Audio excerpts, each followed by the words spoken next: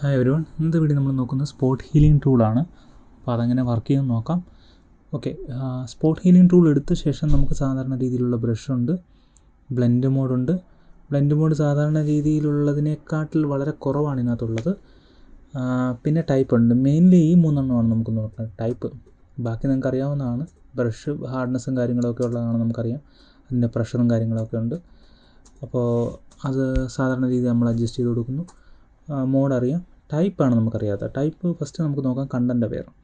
Content aware എടുത്ത ശേഷം ഇത് കൂടുതൽ യൂസ് ചെയ്യുന്നത് ഈ സറൗണ്ടിങ് ഏരിയ ഒരുപോലെ ഉണ്ടായിട്ട്, അതായത് പിക്സലുകൾ സറൗണ്ടിങ് എന്ന് വെച്ചാൽ ഇതിന് ചുറ്റുമുള്ള ഏരിയകളുടെ പിക്സൽ ഒരുപോലെയാണ് ഇത് മാച്ച് ചെയ്ത് കൊടുക്കും.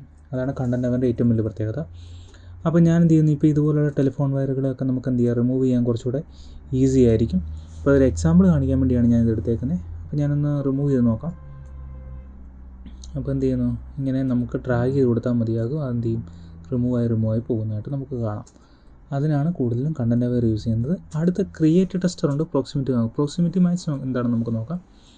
ഇതെന്ന് പറയുന്നത് സാധാരണ രീതിയിലുള്ള സ്ക്രാച്ചുകൾ അല്ലെങ്കിൽ മുഖത്തുള്ള ബ്ലെമിഷ് അല്ലെങ്കിൽ പിമ്പിൾസ് അങ്ങനെയുള്ള കാര്യങ്ങളൊക്കെ നമുക്ക് റിമൂവ് ചെയ്യാൻ വേണ്ടിയാണ് പ്രോക്സിമിറ്റി മാച്ച് വരുന്നത്. അപ്പോൾ അതിനടുത്തുള്ള ഇതുമായിട്ട് തന്നെ അത് കോപ്പി ചെയ്തെടുക്കുന്നു എന്നുള്ള രീതിയിലാണ്. അപ്പോൾ ഞാനിന്ന് നോക്കാം. നമുക്ക് ഇതുപോലുള്ള സ്ക്രാച്ചുകളൊക്കെ നമുക്ക് എന്ത് ചെയ്യാം, റിമൂവ് ചെയ്യണമെങ്കിൽ നമുക്ക് യൂസ് ചെയ്യാവുന്നതാണ്. വലിയ സ്ക്രാച്ചുകളാണെങ്കിൽ അതുപോലെ നമുക്ക് റിമൂവ് ചെയ്തെടുക്കാം. അടുത്തത് വേണമെങ്കിൽ ഇതേപോലെ തന്നെ അതിനകത്ത് ഈ നമുക്ക് ഈ പറയുന്ന പോലെ പിമ്പിൾസോ കാര്യങ്ങൾ റിമൂവ് ചെയ്യണമെങ്കിലും ഇത് യൂസ് ചെയ്യാവുന്നതാണ്.